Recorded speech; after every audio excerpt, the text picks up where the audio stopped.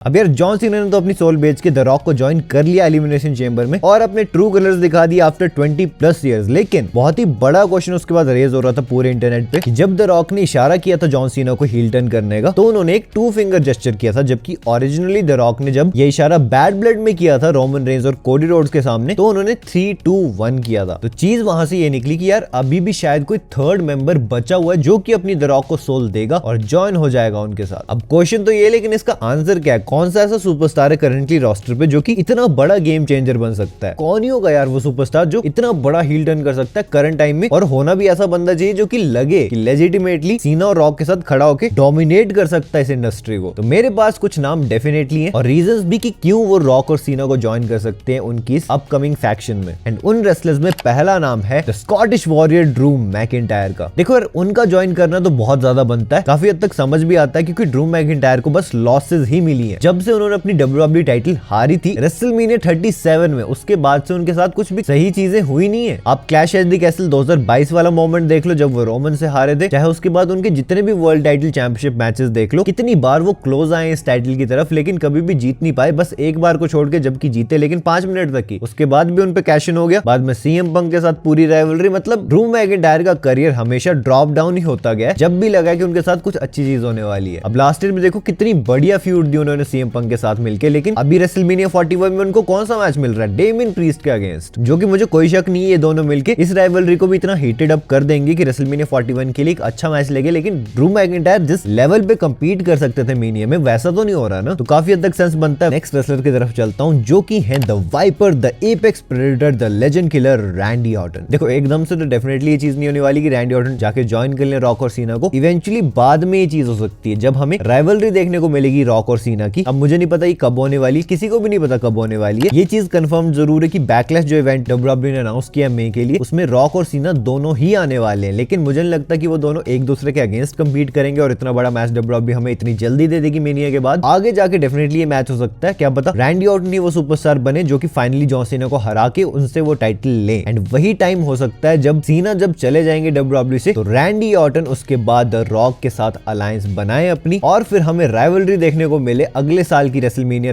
42 के लिए Randy Orton और कोडी रोड्स की। काफी हद तक अच्छा खासा सेंस बनता है इस चीज का, और ये भी हमें काफी हद तक क्लियर है कि WWE इतनी जल्दी कोडी रोड्स का हील टर्न करने भी नहीं वाली, क्योंकि उन्होंने कोडी को as their next baby face, top baby face choose कर लिया फॉर देयर कंपनी। तो obviously Randy Orton as a heel ही जाएंगे उनके अगेंस्ट, और फिर हमें दोनों सुपरस्टार्स का मैच देखने को मिल सकता है एट रेसलमेनिया 42। बट चलो अगर रैंडी ऑर्टन नहीं होते हैं वो सुपरस्टार, तो नेक्स्ट नेम की तरफ मैं लेके चलता हूं आपको, जो कि हो सकते हैं the rattlesnake stone cold Steve Austin. देखो हम सबको पता है, काफी हद तक रूमर सामने आ रहे हैं अभी रेसलमेनिया 41 में stone cold Steve Austin help करने आ सकते हैं कोडी रोड्स की to retain his title against John Cena. और स्टोन कोल्ड ने खुद भी ये चीज काफी हद तक हिंट की थी उस इंटरव्यू में, जिसमें वो कह रहे थे कि भाई अगर WWE ने बुलाती तो डेफिनेटली जाएंगे। लास्ट ईयर वो नहीं आ पाए थे, लेकिन आपको पता ही है द रॉक और स्टोन कोल्ड की कितनी रिच हिस्ट्री है, one of the top rivals रहे हैं एक दूसरे के। तो हो सकता है कि स्टोन कोल्ड आए रेसलमेनिया 41 में, लेकिन जैसे ही हमें लगे कि वो कोडी की हेल्प करने वाले हैं, वो हेल्प करने के बजाय उन पे अटैक कर दें और स्टोन कोल्ड हमें बनते हुए देखें द रॉक और सीना के साथ थर्ड मेंबर, जिससे कि WWE एक शॉक फैक्टर भी दे देगी और सीना का जो हील टर्न है वो रिलायबल भी रहेगा, क्योंकि उनके टर्न के बाद उन्हें हारना नहीं पड़ेगा, वो अपना पहला हील मैच जीत जाएंगे। बट ऑब्वियसली इसके चांसेस काफी कम लगते हैं, क्योंकि स्टोन कोल्ड एक रेगुलर सुपरस्टार नहीं जो कि बार बार आने वाले हैं टीवी पे। वो बस एक वन टाइम मोमेंट दे सकते हैं हमें रेसलमेनिया में आके या बीच बीच में WWE में आके, लेकिन एक्टिवली WWE में परफॉर्म तो नहीं करने वाले, तो उनका द रॉक को ज्वाइन करने का चांस थोड़ा कम हो जाता है। इसलिए मैं फटाफट आपको नेक्स्ट रेसलर की तरफ लेके चलता हूँ, जो कि है the best in the world CM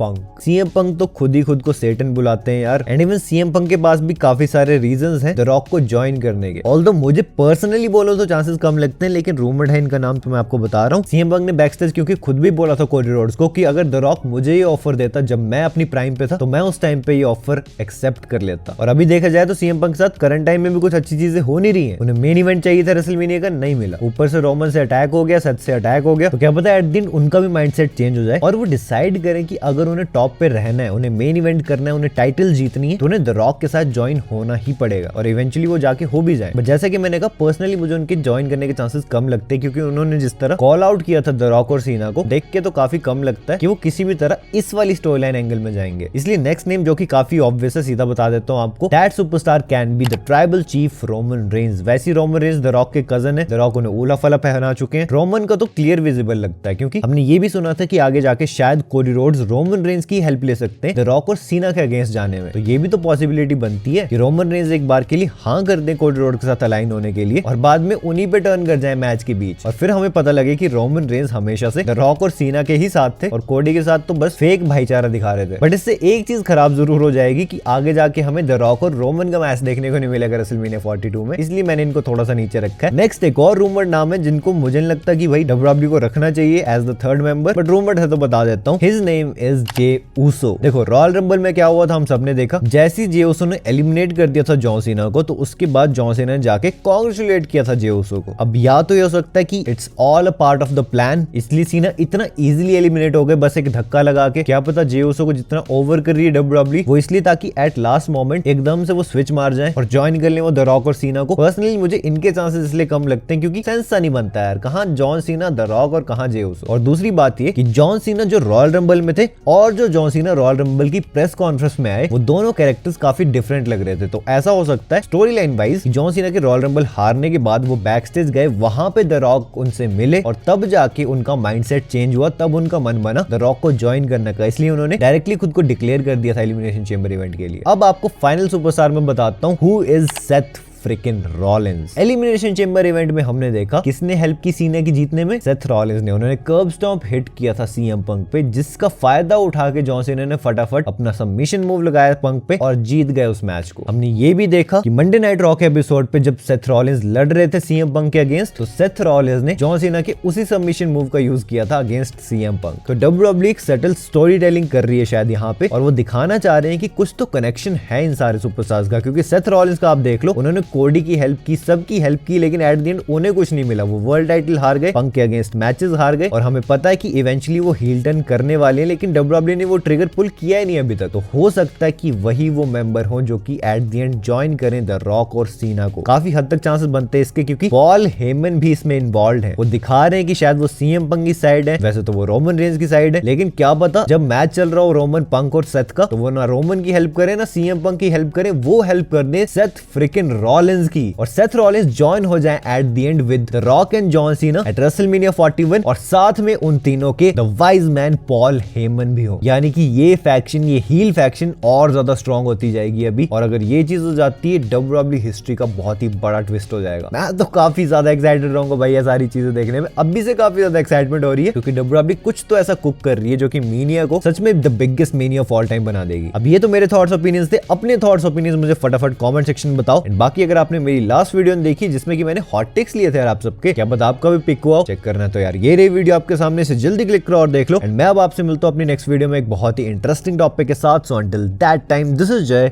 signing out.